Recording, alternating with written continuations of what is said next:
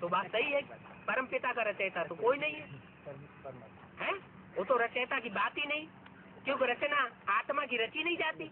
वो supreme soul तो आत्मा है, आत्मा कभी रची जाती है क्या? वो तो अनादि है, उसके रचने का सवाल ही नहीं। तो सुप्रीम सोल का बाप होने का तो कोई सवाल है ही नहीं। लेकिन हम आत्माएं जो हैं, हम आत्माओं का बाप तो सुप्रीम सोल है, लेकिन वो रचने की बात नहीं है।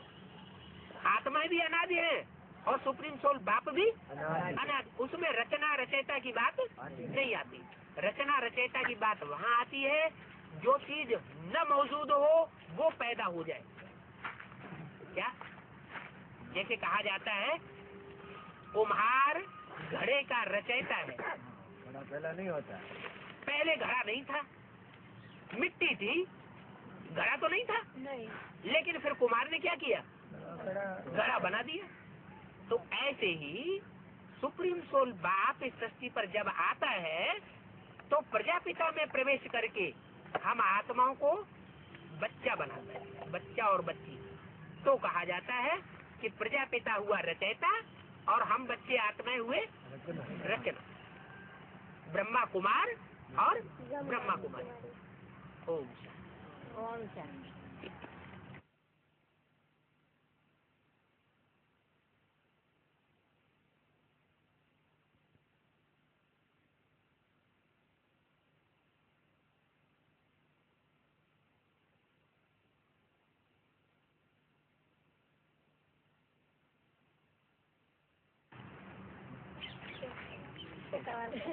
आत्मा की उत्पत्ति परमात्मा में से होती है? आत्मा की उत्पत्ति परमात्मा में से होती है? उत्पत्ति होती नहीं, आत्मा तो अनादि, अभी तो बताया। तो फिर दोनों भाई भाई न हो सकते? जो नहीं भाई जो है इसलिए नहीं हो सकते, हमें अपना पता ही नहीं है। जब वो आके बताता है तब हमें अपनी पहचान होती है। वो भी ब्रह्मा के द्वारा बताता है, अम्मा के द्वारा। क्या? बाप की पहचान कौन देता है? माँ देती है। तो माँ के द्वारा वो आकर के हमको अपनी पहचान देता है, तभी तो पता चला कि हम आत्मा है। पहले तुम जानते थे हम ज्योति बिंदु आत्मा है? तो जब तुमने जाना तभी तो पैदा हुए। नहीं, आत्मा थी तो पहले ही, ये रोशनी तो आंखों में से पहले से ही निकल रही थी कि नहीं? तो आत्मा तो थी, आत्मा तो थी, लेकिन पहचान नहीं थी। तो पहचान देने के कारण वो हमारा सुप्रीम सोल बाप पहचान देता है। क्या जब अनादि में तो पहला कौन सा युग आया होगा? फिर वही बात, दो चीजें तीन चीजें अनादि हैं, उनकी आदि अंत नहीं है। तो आत्मा की आदि अंत नहीं है, वो हमेशा से आई है। कब पैदा हुई ये नहीं कहा जा सकता।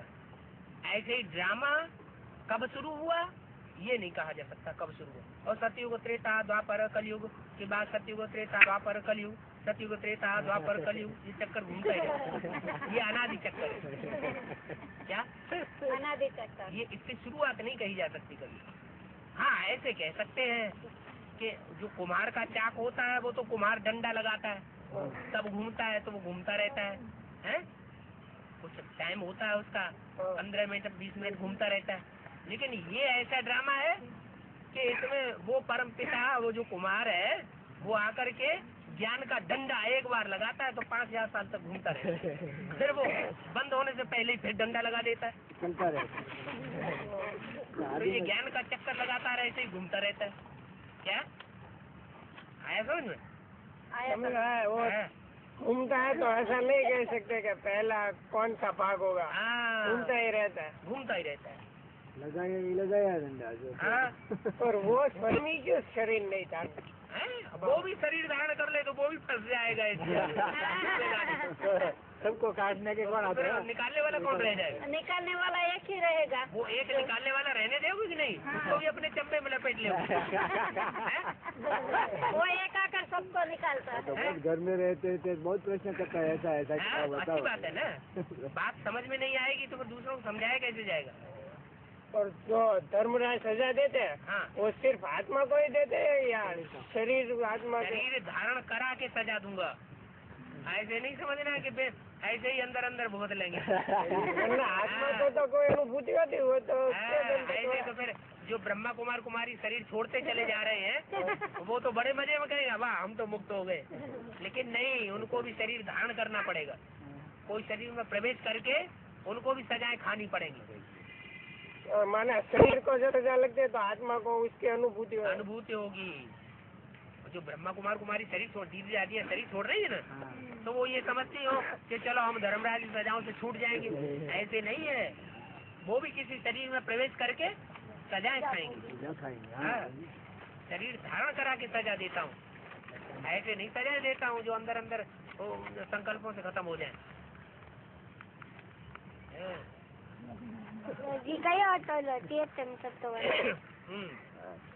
कैसे कराते हैं? फिर वही उत्पत्ति। 5 तत्व कभी उत्पत्ति नहीं होती इनकी। नहीं उसको जैसे ये शरीर है, ये शरीर जला दिया जाएगा, राख बन जाएगी, फिर राख में मिल जाएगी, फिर राख के वही कण इकट्ठे होकर के फिर जब 5000 वर्ष के बाद का टाइम आएगा तो यही शरीर पैदा होगा। ऐसा ही हो जाता है, ये साइकिल चलता है इनका। साइकोलॉजी। इसमें तो आत्मा परमात्मा में हिला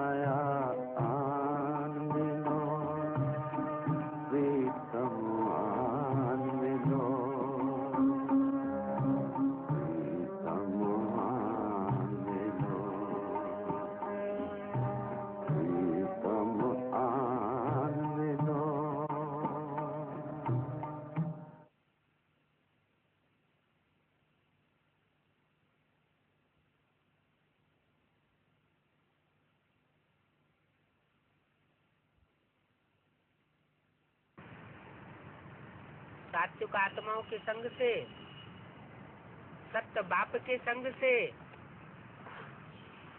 सत्य प्रकृति के संग से सतो प्रधान बनती है,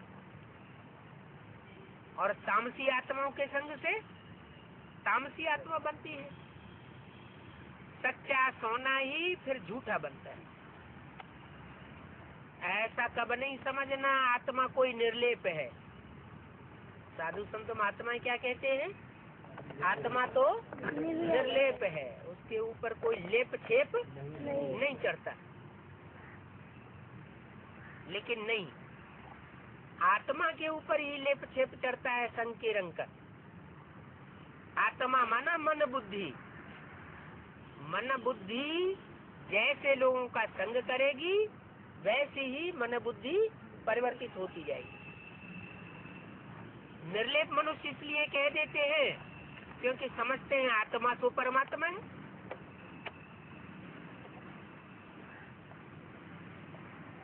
आत्मा ही यदि परमात्मा है फिर तो लेप छेप लगने की बात होती नहीं, क्योंकि परमात्मा तो अभोक्ता है, अकर्ता है। तो वो समझते हैं कि आत्मा कुछ नहीं करती,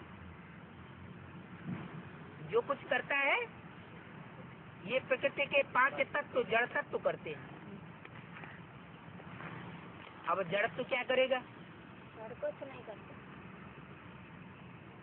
आत्मा परमात्मा नहीं होती। अगर परमात्मा होती तो जरूर निर्लेप होती। तो मनुष्य बेचारे मुझे हुए हैं। लेकिन ये है किसकी मत?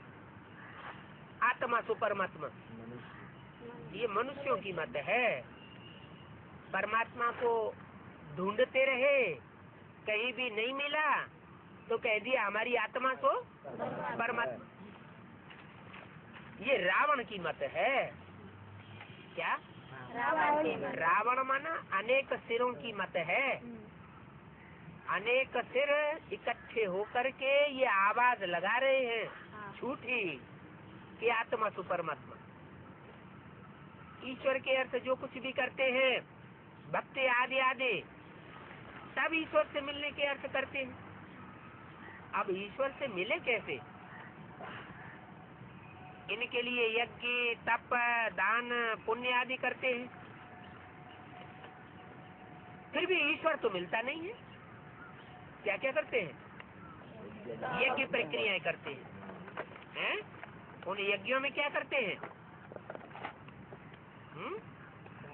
घी डालते हैं, बोलते हैं, हाँ, स्वाहा करते हैं। स्वाहा करते हैं। यज्ञ में आहुति चढ़ाते हैं। उस आहुति में आवाज क्या लगाते हैं? स्वाहा स्वाहा। यानी अपने को मारना जो है उसमें बड़ी मुसीबत आती है। कहाँ की बात?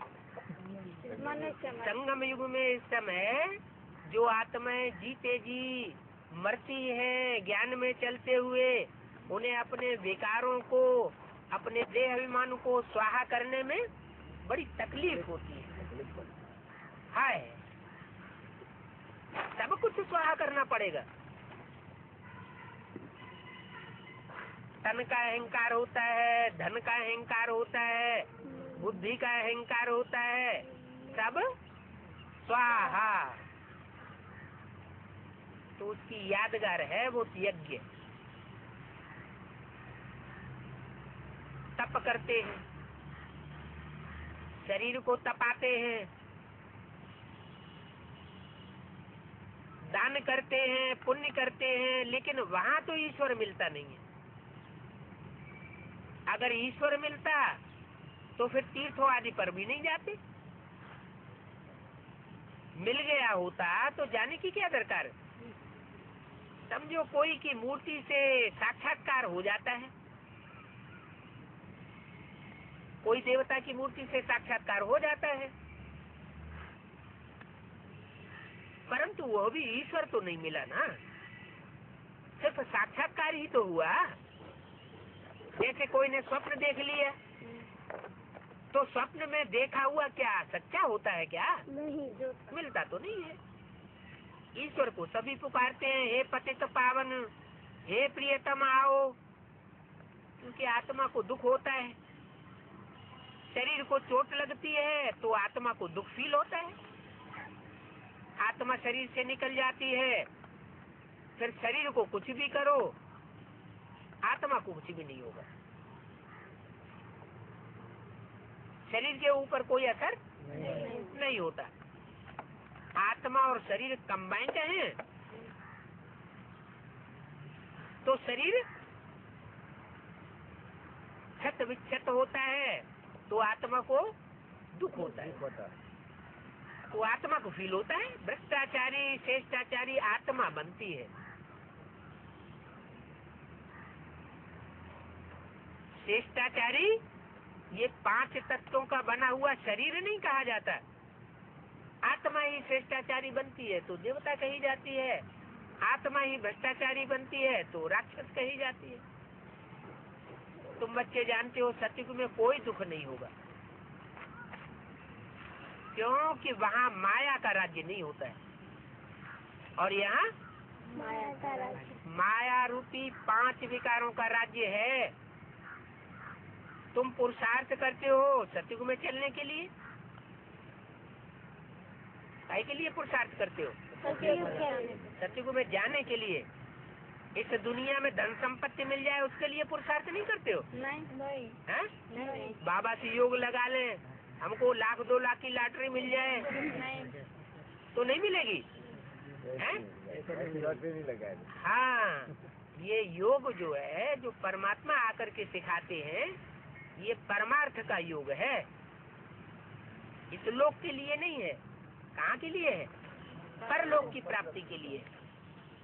इस लोक की प्राप्ति के लिए हमें कुछ नहीं चाहिए। इस लोक में तो जो भी प्राप्ति होगी वो अल्पकाल की होगी, सदा काल की प्राप्ति नहीं होगी। तुम पुरुषार्थ करते हो सतयुग में चलने की, वहाँ माया नहीं होती। ये माया का राज्य अब पूरा होने वाला है। हुआ कि हुआ? मनुष्य तो बेचारे कुछ भी नहीं जानते हैं, वो तो माया में लिप्त हुए पड़े। कहते हैं मन को शांति नहीं। किसको शांति नहीं? मन को शांति नहीं। अरे मन को शांति नहीं, मन को तो एकाग्र करो तो शांति होगी। मन को इधर उधर सारी दुनिया में भटकाते रहोगे तो शांति कहाँ से होगी? ये नहीं कहते कि आत्मा को शांति नहीं, कहते मन को शांति नहीं। बेचारे जानते नहीं है। क्या नहीं जानते? कि मन बुद्धि को ही तो आत्मा कहा जाता है, आत्मा कोई दूसरी चीज नहीं है। मन के लिए कह देते हैं। अब आत्मा में मन बुद्धि है, आत्मा कहती है हमको शांति चाहिए। ऐसे नहीं कि मन की शांति चाहते हैं, आत्मा शांति चाहती है। हम आत्मा परम धाम से आती है इस शरीर में। ये शरीर बिगड़ेल है, इसमें विकृति आती है, लेकिन हम आत्माएं कहाँ से आती हैं? परम धाम से, जहाँ आत्माएं एक जैसी स्टेज में रहती है, निसंकल्प स्टेज में रहती है। आत्मा को इस दुनिया में आने के बाद आर्गन्स मिलते हैं। आत्मा कहती है कि प्रियतम आने मिलो। कब कहती है? जब आती है आत्मा तो सात्विक स्टेज में आती है, तब नहीं कहती। जब अनेक जन्म लेते लेते संग के रंग में आते आते तामसी बन जाती है, बहुत दुखी होती है, तब कहती है कि हे प्रियतम आन मिलो। हमारा जियरा दुखी है। अब जीव और आत्मा में रात दिन का फर्क है। आत्मिक स्टेज में स्थित हो जाए तो शांति ही शांति।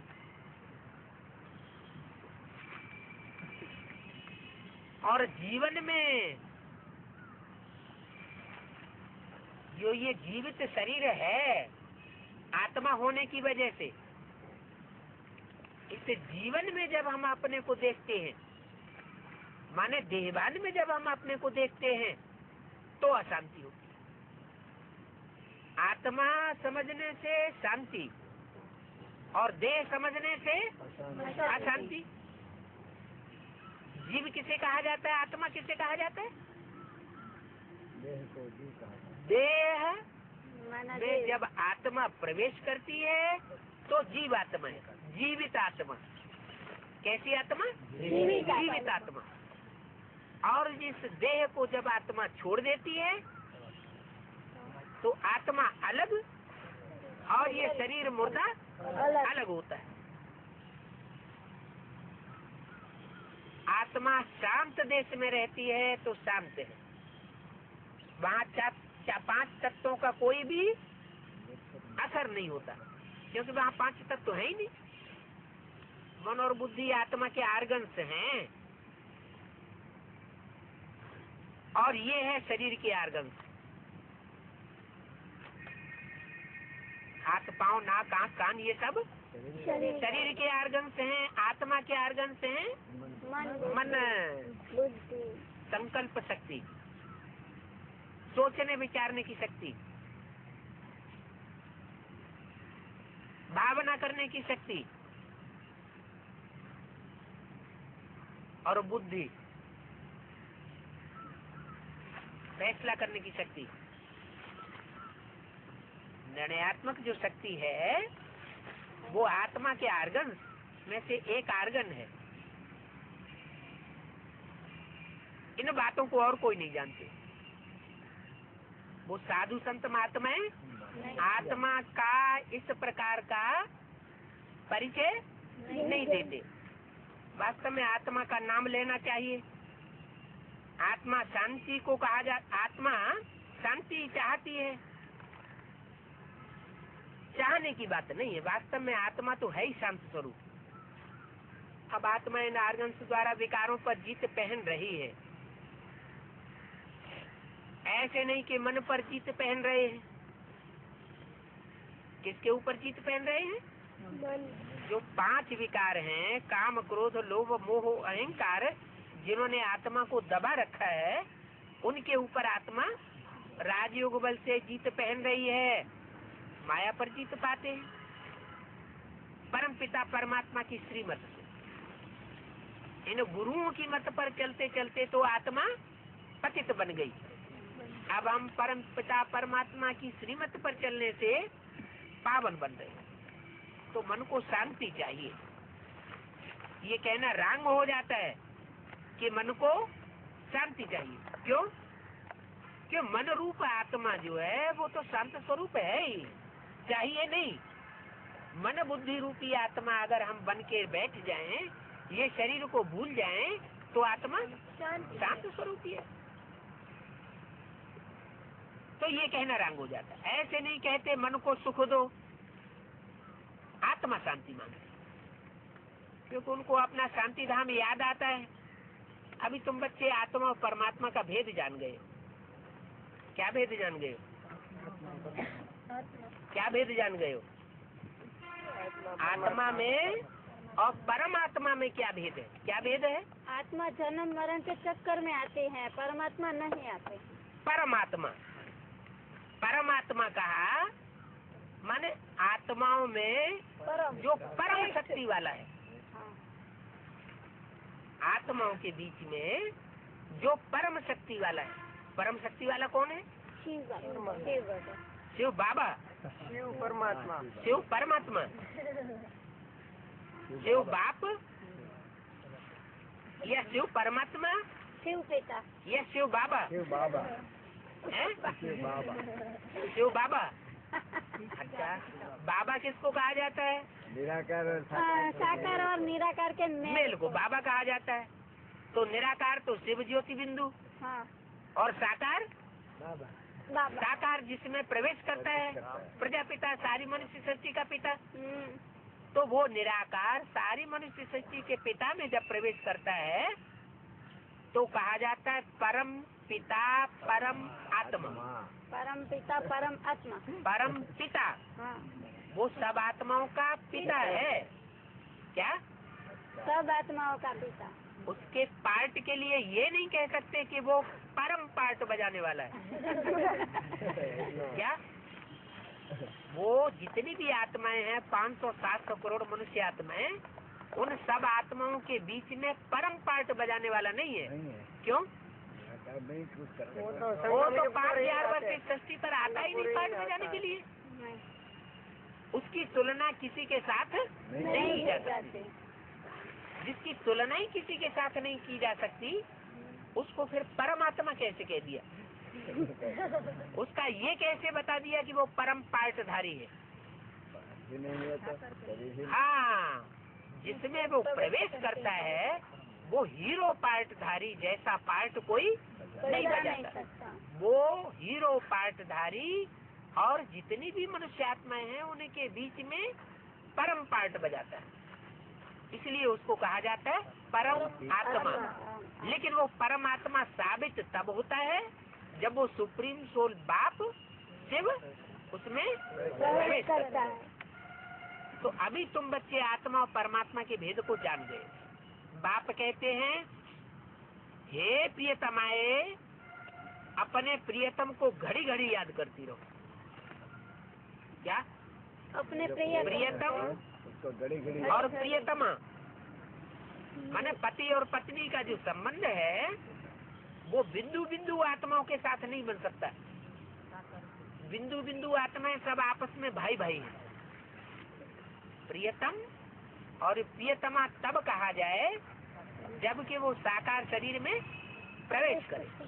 तो साकार शरीर में प्रवेश करने के बाद जितनी भी मनुष्य आत्माएं हैं वो सब हैं उसकी प्रियतमाएं। प्रियतमाएं जब तक उसने साकार में प्रवेश नहीं किया तब तक उसका सिर्फ एक ही संबंध था। क्या? नहीं, बाप और बच्चे। आत्मा आत्मा आत्मा रूपी बच्चे, वो सब बच्चे हैं। बच्चियां उनमें कोई नहीं। आत्मा सब पुरुष, सब बच्चे भाई भाई। और वो परमपिता परमात्मा बाप, पति भी नहीं। क्या? बाप। वो जब साकार तन में आता है तब प्रियतम प्रियतमाओं का संबंध कहा जाता है। तो कहते हैं, हे प्रियतमाएं, अपने प्रियतम को घड़ी घड़ी याद करती रहो। प्रियतम भी जानते हैं कि इन पर माया का बहुत वायल हो रहा है। ये सब सीताएं माया की जेल में फंसी पड़ी। घड़ी घड़ी माया भुलाए देती है और इनको देहवान में लाए देती है। आत्मा को पहचान मिली है, हम शांत स्वरूप है। बाप ने आकर ये पहचान दी है। आत्मा का स्वधर्म शांत है। स्वधर्म को भूलने से आत्मा दुखी होकर के पुकारती है। घड़ी घड़ी हम स्वधर्म को भूल जाते हैं तो पुकारते हैं, क्या? प्रियतम आन मिलो। नहीं तो अगर हम आत्मा को न भूलें तो जैसे हम ज्योति बिंदु आत्मा है, परमपिता परमात्मा शिव भी क्या है? ज्योति बिंदु आत्मा है। तो जहाँ ज्योति बिंदु आत्मा की यादगार है, ज्योति बिंदु आत्मा बुद्धि में बैठी हुई है, तो परमात्मा तो याद आ ही जाता है। अगर आत्मिक स्मृति नहीं है तो परमात्मा की भी स्मृति नहीं आ सकती। हमको अपनी शांति चाहिए, मुक्ति चाहिए। शांति के बाद फिर होता है सुख। क्यों?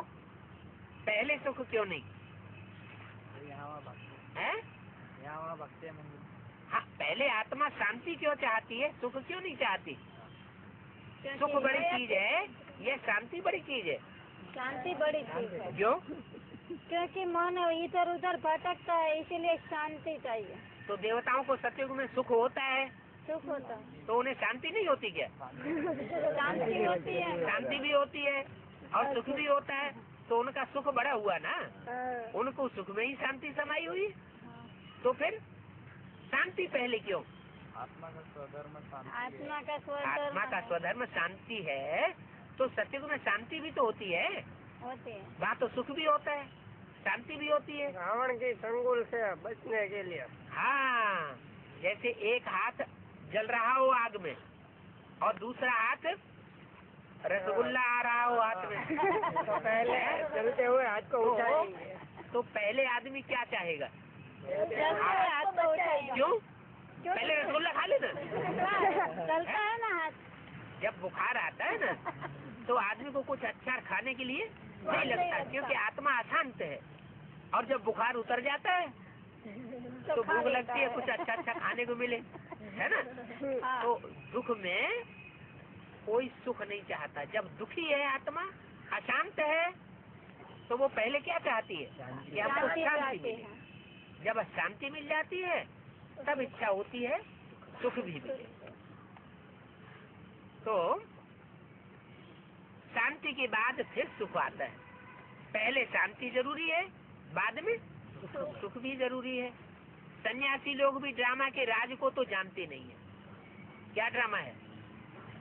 ड्रामा में पहले सुख है, बाद में ना, बाद में दुख आता है। फिर जब दुख आता है तब शांति मांगते हैं।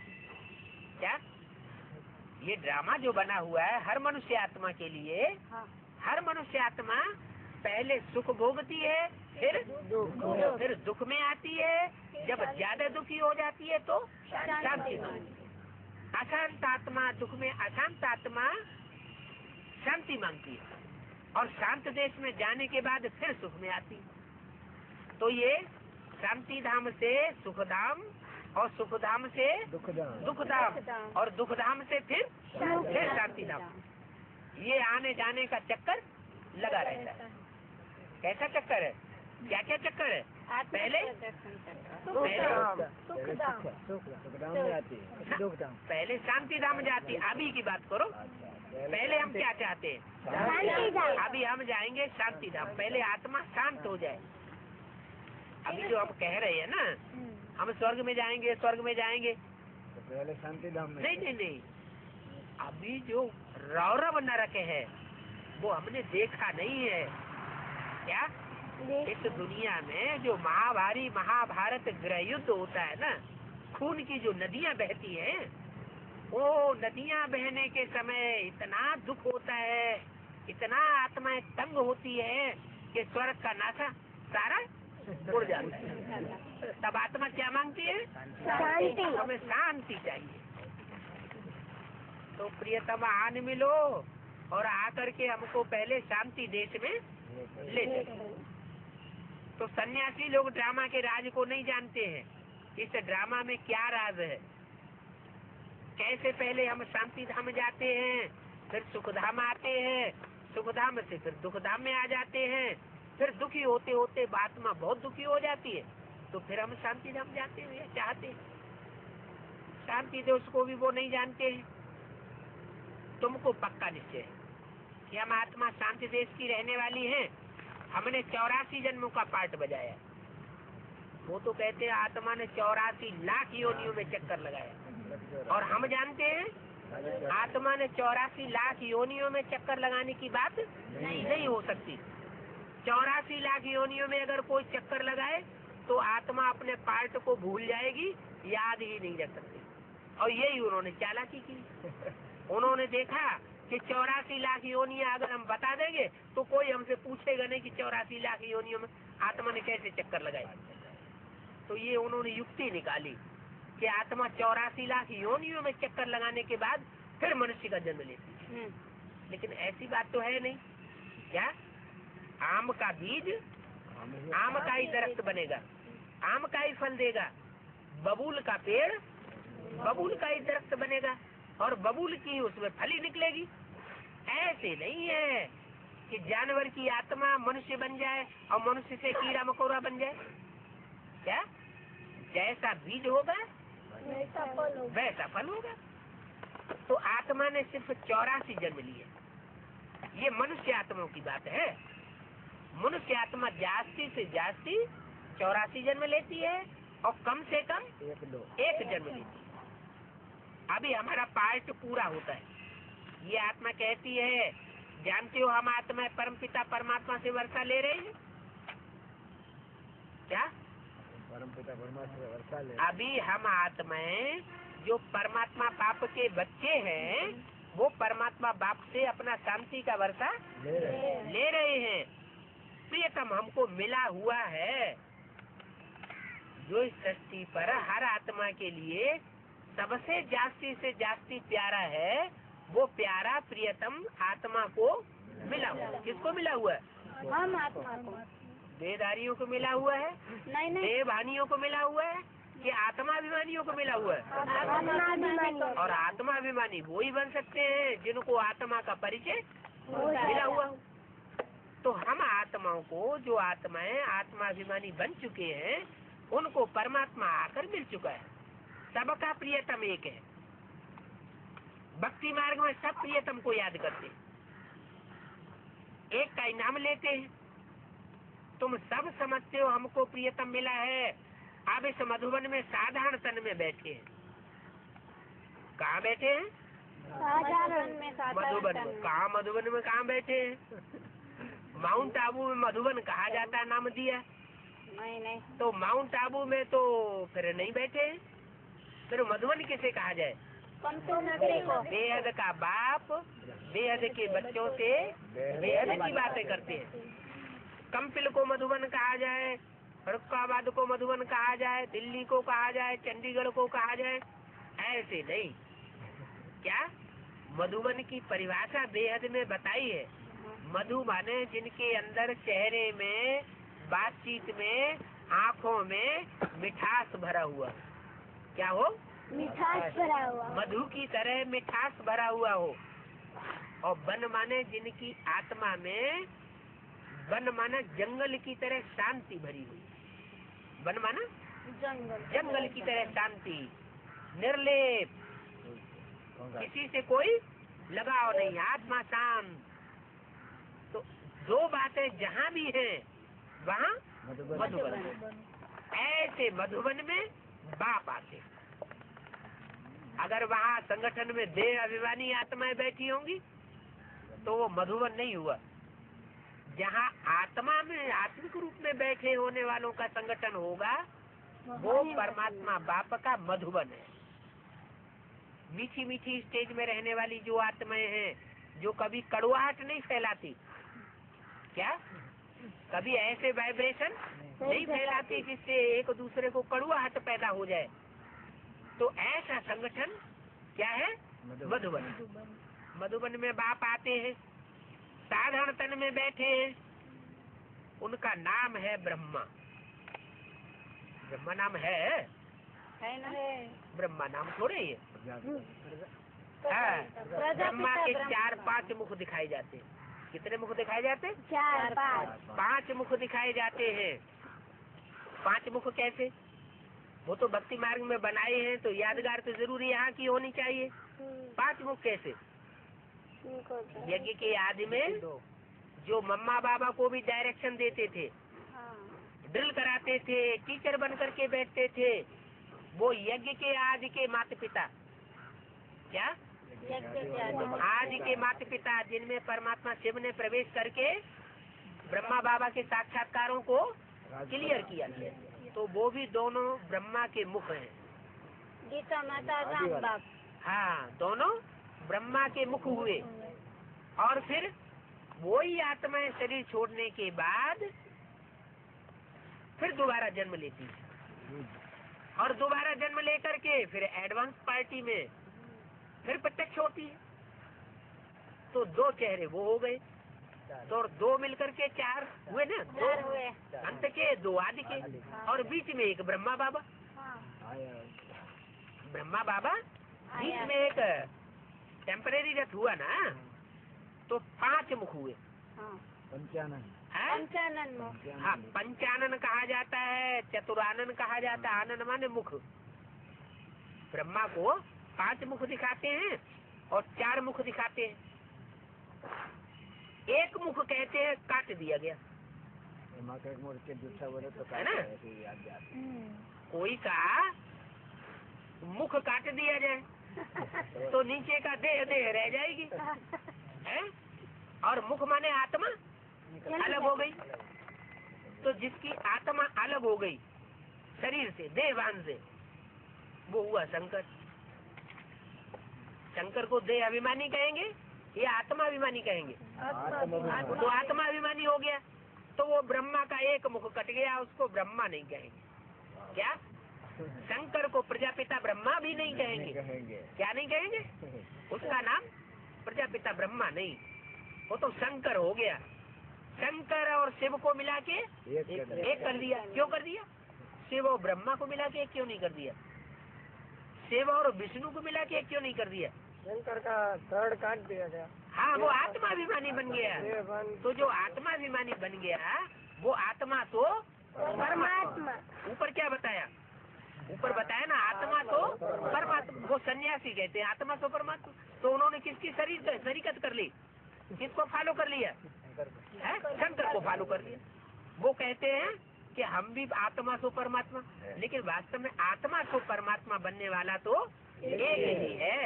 एक मुकर्रर रथ है जिसमें वो सुप्रीम सोल प्रवेश करता है, और उसके प्रवेश करने के कारण वो आत्मिक स्थिति में स्थित हो जाता है। तो बताया इस मधुबन में साधारण तन में बाप बैठे हैं जिसका नाम ब्रह्मा है, क्योंकि तुम ब्रह्मा कुमारियां हो। क्या ब्रह्मा के कुमार और कुमारियां कब बनते हैं? तब बनते हैं जबकि वो प्रजापिता ब्रह्मा भी मौजूद हो और ब्रह्मा भी मौजूद, माने माता और पिता दोनों मौजूद हो, तो ब्रह्मा कुमार कुमारियां कही जाए। जिनको अपने बाप का ही पता नहीं, तो कैसे ब्रह्मा कुमार? तो फिर वो ब्रह्मा कुमार कैसे कहे जा सकते? वो ब्राह्मण कुमार नहीं है। क्या है? सिद्धा कुमार। हाँ, जब बाप को ही नहीं जानते, तो जो बच्चा ये कहे कि हमें अपने बाप का नाम नहीं मालूम, या कोई बच्ची ये कहे हमें अपने बाप का नाम नहीं मालूम, तो अच्छा माना जाता है क्या? नहीं। क्या माना जाता है? क्यों खराब माना जाता है? क्योंकि बाप बिना बच्चा कैसे होता है? बच्चा कैसे होता है? अरे कैसे भी हो गया होगा। इतने ब्रह्मा कुमार कुमारियां हो गए, उनसे पूछो। तुम अपने को ब्रह्मा कुमार कुमारियां कहते हो, ब्राह्मण ब्राह्मणियां कहते हो, तुम्हारा बाप कहाँ है? मुरली में भी पूछा एक जगह। क्या पूछा? बाप कहाँ गया? हाँ, मुरली में भी एक पूछा है एक जगह, उन ब्राह्मणों से पूछो, तुम ब्राह्मण अपने को कहते हो, तो तुम्हारा ब्रह्मा बाप कहाँ है? तो सूक्ष्म वतन में तुम कहाँ से यहाँ टपक पड़े? बिना बाप के बच्चा कैसे पैदा हो गया? सूक्ष्म वतन ऊपर है। हाँ, तो फिर समझाना पड़े कि वास्तव में अब प्रजापिता ब्रह्मा और ब्रह्मा कुमारी, हाँ, जिनसे माँ बाप से पैदाइश हो रही है, वो असली ब्राह्मण ब्राह्मणियां अभी तैयार हो रही है, बेहद के मधुबन में तैयार हुए पड़े हैं। तुम ब्रह्मा कुमार कुमारियां हो, वास्तव में तुम अपने को ब्रह्मा कुमार कुमारियां न कहो, क्या कहो? प्रजापिता ब्रह्मा। तुम अपने नाम के साथ सिर्फ ब्रह्मा कुमार कुमारियां कहोगे, हम अम्मा के बच्चे हैं, अम्मा के बच्चे हैं, तो कोई को संशय पैदा हो जाएगा, हैं? कहीं रंडी पुत्र तो नहीं है। इसलिए अपने बाप का नाम नहीं बता रहा है, इसलिए क्या करो, तुम प्रजापिता शब्द आगे लगाओ। हम प्रजापिता ब्रह्मा कुमार और ब्रह्मा कुमारियां हैं। सबको ये समझाओ। क्या समझाओ? हम प्रजापिता ब्रह्मा कुमार को किया है। हाँ, सबको ये समझाओ, बीके के आगे प्रजापिता अक्षर न आने से बड़े मुझ हो गई है। क्या? पब्लिक के लोग मुझ गए हैं कि ये कैसी सस्ती पैदाइश हो रही है रंडी पुत्रों की। ये अपनी अम्मा का नाम बताते हैं और बाप का नाम बताते नहीं, बड़े मुझ गए हैं। 7/7/65 की वाणी का दूसरा पेज। प्रजापिता अक्षर न आने से बड़ी मुझ हो जाती है, प्रजापिता अक्षर ना पढ़ने से मनुष्य समझ नहीं सकेंगे। क्या नहीं समझ सकेंगे?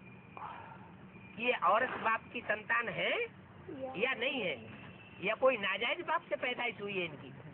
कोई धनी धोरी है कि नहीं? हाँ, इनका कोई धनी धोरी है या नहीं है? प्रजापिता को तो सभी जानते हैं।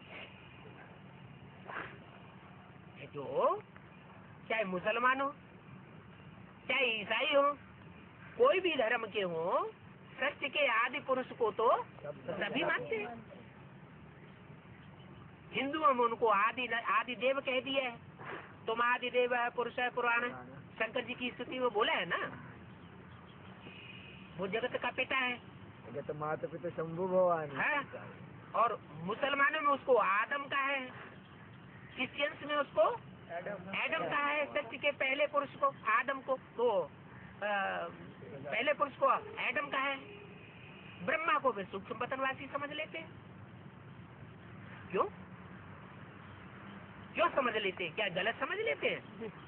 अरे प्रजापिता तो प्रजा के साथ ही रहता है। ब्रह्मा भले सूक्ष्म पतनवासी हो जाए, ब्रह्मा भले शरीर छोड़ जाए, लेकिन प्रजापिता तो धरती पर अंत तक रहेगा। तुम प्रजापिता ब्रह्मा कहेंगे तो समझेंगे प्रजापिता ब्रह्मा कुमार कुमारियां ये बरोबर है।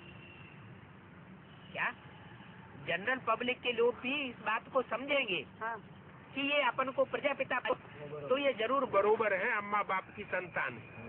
और नहीं, अगर तुम ये कहेंगे कि हम तो ब्रह्मा कुमार हैं, ब्रह्मा कुमारी है, तो लोगों को संशय पड़ेगा। क्या संशय पड़ेगा? बिना बाप के बच्चे। हाँ, बिना बाप के बच्चे तो होते नहीं। कोई न कोई बाप तो जरूर रहा होगा, लेकिन कोई नाजायज बाप रहा होगा। इसलिए पूछा जाता है प्रजापिता से आपका क्या संबंध है। ये बात क्यों पूछी जानी जरूरी है? कोई भी कहे कि हम ब्रह्मा कुमार हैं, तो उनसे कहो कि परमपिता परमात्मा से आपका क्या संबंध है और प्रजापिता से आपका क्या संबंध? संबंध है तो संबंध शरीर के साथ होता है या सूक्ष्म शरीर में होता है या आत्मा का संबंध होता है? संबंध माने समान बंधन है। एक शरीरधारी हो और दूसरा सिर्फ आत्मा हो या सूक्ष्म शरीरधारी हो, तो संबंध कहा जाएगा? नहीं। तो संबंध पूछना चाहिए। पूछा जाता है प्रजापिता से आपका क्या संबंध है, पूछो तो कहेंगे कि प्रजापिता तो हमारा बाप है। तो बाप है तो कहाँ है? बाप है तो बताओ तुम्हारा बाप कहाँ है? पिता अक्षर तो पहले है ही। जब पहले पिता अक्षर है, शिव को परम पिता परमात्मा कहते हैं, और कोई का पिता नाम नहीं है। क्या? शिव को परम पिता परमात्मा कहते हैं। परम पिता शब्द पहले क्यों लगता है? परमात्मा बाद में क्यों लगता है? सभी आत्माओं का पिता है। हैं? सभी आत्माओं का पिता है। हाँ, पहले तो आत्मा है, फिर शरीर है, तो आत्माओं का पिता है परम पिता, इसलिए परम पिता शब्द पहले लगता है। और आत्माओं के बीच में जो परम पार्ट बजाने वाला है वो बाद में है। पहले पिता फिर बच्चा। शिव बाप का पहला बच्चा कौन? प्रजापिता। तो पहले पिता फिर बच्चा। तो अब तुम जान गए हो, एक है पारलौकिक पिता और दूसरा प्रजापिता ब्रह्मा। ये हमारे दो बाप हैं, एक पारलौकिक बाप और एक अलौकिक बाप। लौकिक बाप को तो जानते ही है, तुमने तीनों पिताओं को अभी समझ लिया। इस शरीर को जन्म देने वाला बाप और आत्मा को जन्म देने वाला बाप और गोद लेने वाला बाप। तीनों पिताओं को समझा है और कोई दुनिया में नहीं जानते हैं। सतयुग में भी पारलौकिक बाप को नहीं जानते। क्या? लौकिक बाप को वहाँ भी जानते हैं, पारलौकिक बाप को, अलौकिक बाप भी वहाँ कोई नहीं जानेगा। वहाँ उनका एक पिता होता है। कहाँ? सतयुग में देवताओं का एक बाप होता है। अभी संगम पर तुम्हारे 3 बाप हैं। क्या? संगम कब तक? जब तक 3 बाप हैं तो संगम में हो। वो ब्रह्मा कुमार कुमारी क्या कहते हैं? हम कौन से युग में हैं? संगम युग में। अगर तुम संगम युग में हो तो तुम अपने 3 बाप का परिचय दो और संबंध बताओ और उनका एड्रेस दो। नहीं मालूम ऐसा कहते हैं। है? नहीं मालूम ऐसा नहीं मालूम तो अपने ब्रह्मा कुमार कहना बंद करो। तो उसके साथ झगड़ा करे तो वो उसका जोर बड़ा है पैसों से। तो कोई बात नहीं, तो किनारा कर जाओ। कोई को क्रोध आता है तो बाबा ने क्या कहा, कोई लाल पीली आंखें करता है तो वहां से खिसक जाओ, किनारा कर जाओ, लड़ाई थोड़ी करनी है। तो तीनों ही पिताएं संगम पर हो सकते हैं। क्या कहा, ये खास बात बता दी। हाँ। अगर संगम है तो कितने पिताएं होने चाहिए प्रैक्टिकल में? 3 बाप होने चाहिए। अगर कोई कहे कि हम संगम युग में हैं और हम ब्राह्मण हैं, तो उन ब्राह्मणों से कहो कि तुम अपने 3 बाप बताओ, पहले 3 बाप बताओ और तीनों बाप का एड्रेस बताओ। अगर तीनों बाप का तुम एड्रेस बताते हो, तीनों बाप तुम्हारे जिंदा हैं, मौजूद हैं, चलो मौजूद न भी हो, किसी का लौकिक बाप शरीर छोड़ गया हो तो उसका फोटो तो होगा ही, वो तो हो सकता है, लेकिन कम से कम अलौकिक बाप और पारलौकिक बाप जरूर होना चाहिए। तो तीनों ही पिताएं संगम पर हो सकते हैं और किसी युग में नहीं हो सकते, फिर कभी नहीं हो सकते। एक है ऊंचे से ऊंचे बाप जिससे वर्षा मिलता है। तीनों बापों में सबसे ऊंचा बाप कौन है? पारलौकिक बाप। जो बाप है ऊंचे से ऊंचे जिससे वर्षा मिलता है, तो उसका भी एड्रेस तो होना चाहिए ना जिससे वर्षा मिलना है। वर्षा कोई हवा में लेना है या प्रैक्टिकल में लेना है? प्रैक्टिकल में सुख शांति का वर्षा लेना है तो कोई तो राजधानी बना के जाएगा ना। वो धर्म पिताएं तो सिर्फ धर्म स्थापन करके जाते हैं, और हमारा बाप पारलौकिक कैसा आया हुआ है? सिर्फ धर्म ही नहीं स्थापन करके जाता है, लेकिन राजधानी स्थापन करके जाता है सुख की दुनिया की। सतयुग की राजधानी स्थापन करके जाएगा। तो जो राजधानी स्थापन करके प्रैक्टिकल में जा रहा है, वो प्रैक्टिकल बाप शरीर से द्वारा चाहिए ना, बिना शरीर के कैसे प्रैक्टिकल राजधानी स्थापन करेगा? तो बोला वो है ऊंच से ऊंच बाप जिससे वर्षा मिलता है। ऊंच से ऊंच और नीच से नीच, ये परमधाम की बात है, यह साकार सृष्टि की प्रैक्टिकल बात है। ये ऊंच से ऊंच और नीच से नीचे कहाँ की बात है? साकार सृष्टि पर ऊंच से ऊंच, इससे ऊंचा ये, इससे ऊंचा ये, इससे ऊंचा ये, इस सृष्टि पर कहा जाएगा। परमधाम में तो कोई ऊंचे नीचे का सवाल होता ही नहीं। तो ऊंच से ऊंच बाप है, उनसे वर्षा मिलता है। दूसरा बाप ब्रह्मा है जिससे बच्चों को एडाप्ट करते हैं। क्या? दूसरा बाप ब्रह्मा का भी टाइटल होता है। कोई का बाप मर जाता है क्या? कोई माँ है और उसका पति मर जाए तो पांडे, श्रीमती पांडे, पांडे किसका नाम हो गया? श्रीमती जी का नाम पांडे हो गया।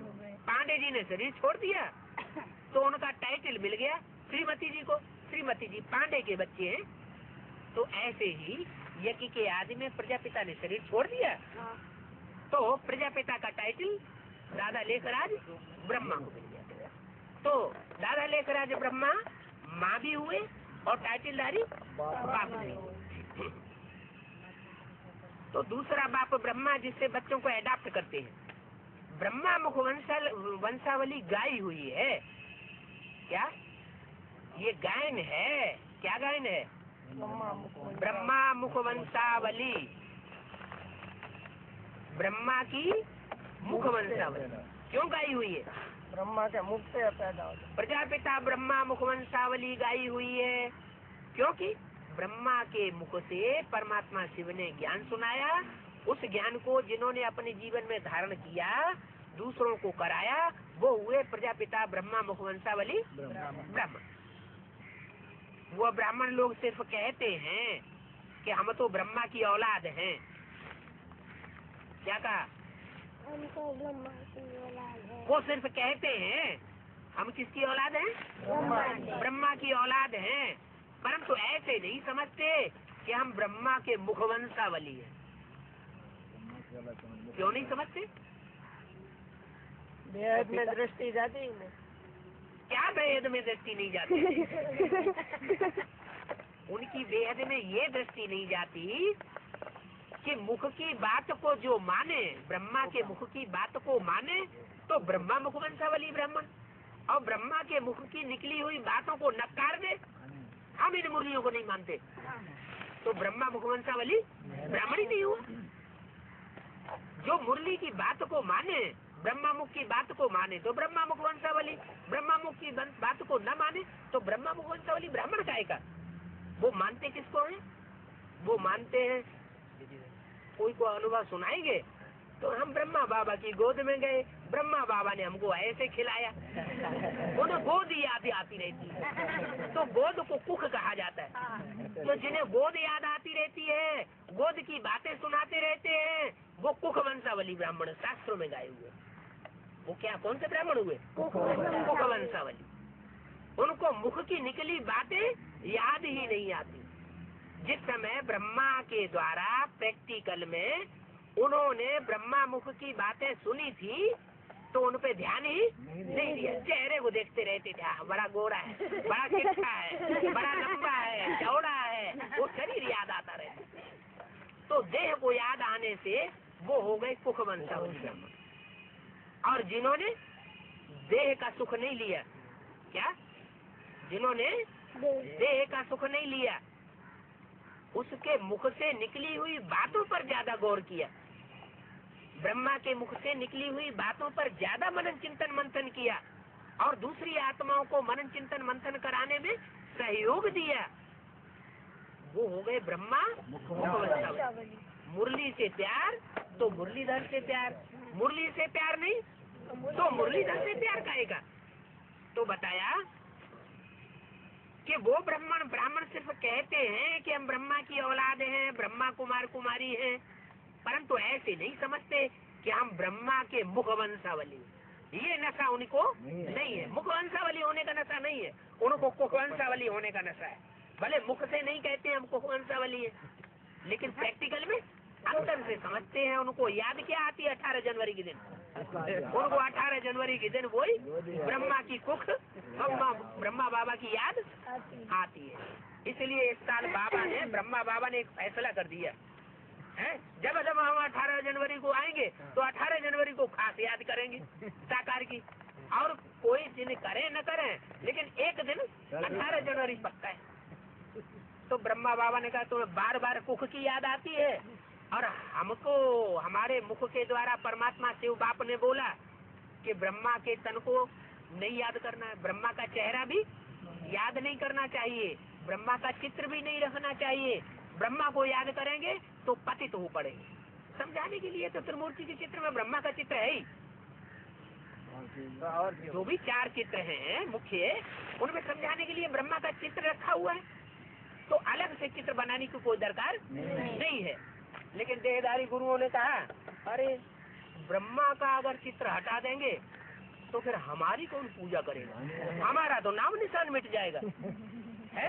इसलिए ब्रह्मा का चित्र हम रखेंगे तो हमारे फॉलोअर्स हमारी पूजा करेंगे, हमारा चित्र रखेंगे। इसलिए उन्होंने उल्टा ही काम किया। क्या? उल्टा काम कर लिया। तो अब बाप कहते हैं तो वह है कुखवंशावली ब्राह्मण। मुखवंशावली सिर्फ इस समय ही होते हैं। क्या? मुखवंशावली सिर्फ इस समय होते हैं। किस समय? संगम युग। कौन से संगम युग में होते हैं? वो पुरुषोत्तम संगम युग पर होते हैं, जहाँ पुरुषों में, पुरुष माना आत्मा, आत्माओं के बीच में उत्तम पाठधारी जो प्रजापिता है, जो पुरुषार्थ करके प्रजापिता से नारायण बनता है, वो प्रत्यक्ष हो जाए। जब तक वो प्रत्यक्ष नहीं हुआ है तब तक पुरुषोत्तम संगम युग नहीं कहा जा सकता। तो मुखवंशावली सिर्फ इस समय ही होते हैं। किस समय? जब 3 पिताएं प्रैक्टिकल में मौजूद हो, लौकिक बाप, अलौकिक बाप और पारलौकिक बाप। शिव के लिए मुखवंशावली नहीं कहेंगे। क्या? ब्रह्मा के लिए तो कहेंगे मुखवंशावली, प्रजापिता ब्रह्मा के लिए मुखवंशावली कहेंगे। क्यों? नहीं, ब्राह्मण बने बिगर प्रजापिता था क्या? मुरली में बोला प्रजापिता भी जब तक ब्राह्मण ब्रह्मा की औलाद न बने तब तक प्रजापिता नहीं हो सकता। माने यज्ञ के आदि में कोई माता थी, माता माने असली ब्रह्मा, बड़ी माँ थी, जिसके मुख में परमात्मा शिव ने प्रवेश करके पहले प्रजापिता को सुनाया, तो उसने कानों से सुना, साक्षात्कार की बातों को कानों से सुना, तो वो ब्राह्मण हो गया, ब्रह्मा की औलाद हो गया ब्राह्मण। सुनने सुनाने का काम तो हो गया, लेकिन समझने समझाने का काम, वो जो ज्ञान का फाउंडेशन डालने का काम है, वो फिर पिता ने किया। प्रजापिता के थ्रू वो काम संपन्न होता है। माता ये काम बीज, ज्ञान का बीज बोने का काम माता तो नहीं करती। तो सुनने सुनाने का काम, भक्ति मार्ग का फाउंडेशन माता के द्वारा पड़ा, और ज्ञान समझने समझाने का फाउंडेशन पिता के द्वारा पड़ा। तो बोला शिव के लिए मुखवंशावली नहीं कहेंगे। मुखवंशावली किसके लिए कहेंगे? प्रजापिता और ब्रह्मा के लिए कहेंगे। इनको सब गॉड फादर मानते हैं, इनको शिव बाप को सब गॉड फादर मानते हैं। तो 3 पिताएं हैं संगम पर, संगम पर 3 पिताएं हैं। ये एक्यूरेट प्रैक्टिकल में है, अंडरलाइन करो इस बात को। ये 3 पिताएं एक्यूरेट हैं और प्रैक्टिकल में है। क्यों भैया? जिसका लौकिक बाप मर गया हो तो प्रैक्टिकल में कैसे कहेंगे? तीनों पिताएं कहाँ हुए प्रैक्टिकल में? एक तो मर गया, जैसे वो ब्रह्मा कुमार कुमारी कहते हैं कि हमारा ब्रह्मा बाप तो गया, तो उनका तो अलौकिक भी गया और लौकिक भी गया, दोनों गए। अब वो सिर्फ पारलौकिक को लिए बैठे हैं, बिंदी को। बाप कहते हैं नहीं, संगम युग कहा ही तब तक जाएगा जब तक 3 बाप तुम्हारे मौजूद हो। कौन कौन से प्रैक्टिकल में होने चाहिए? लौकिक बाप, अलौकिक बाप और पारलौकिक। अच्छा, इस देह को जन्म देने वाला किसी का बाप शरीर छोड़ गया, माता ही तुम्हारा बाप जिंदा है, है? जो तुम्हारा लौकिक बाप तो है नहीं, तुम तो संगम युग में नहीं है, हो कि नहीं? कैसे हो? तुम्हारे 3 बाप कहाँ है? फोटो है ना, वो ब्रह्मा कुमारी अभी कहेंगे हमारे ब्रह्मा बाप का फोटो है। बाबा तो कहे प्रैक्टिकल में होने चाहिए, तीनों बाप प्रैक्टिकल में होने चाहिए। हाँ, तो समझो इस बात को। बाबा ने कहा तुम ऐसे समझो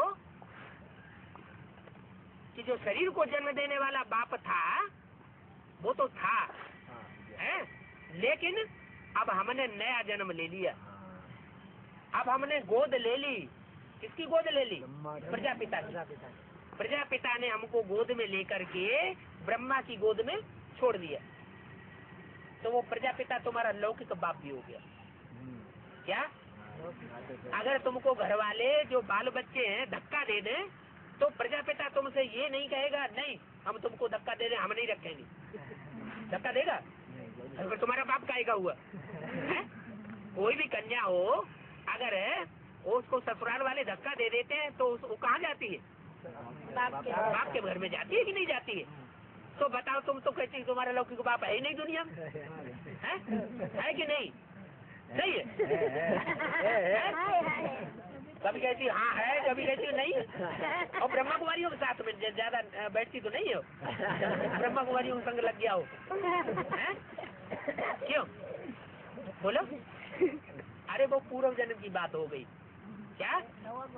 हाँ, नई गोद ले ली। तो जब गोद ले ली जाती है किसी बच्चे की, तो वो भी तो इसी दुनिया में गोद ली जाती है ना।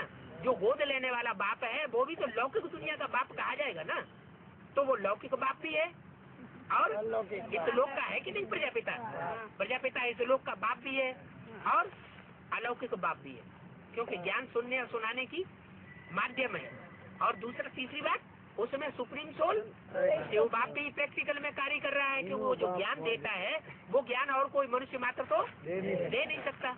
तो ये एक्यूरेट प्रैक्टिकल में है कि तीनों बाप संगम युग पर अभी मौजूद है। 3 पिताएं हैं,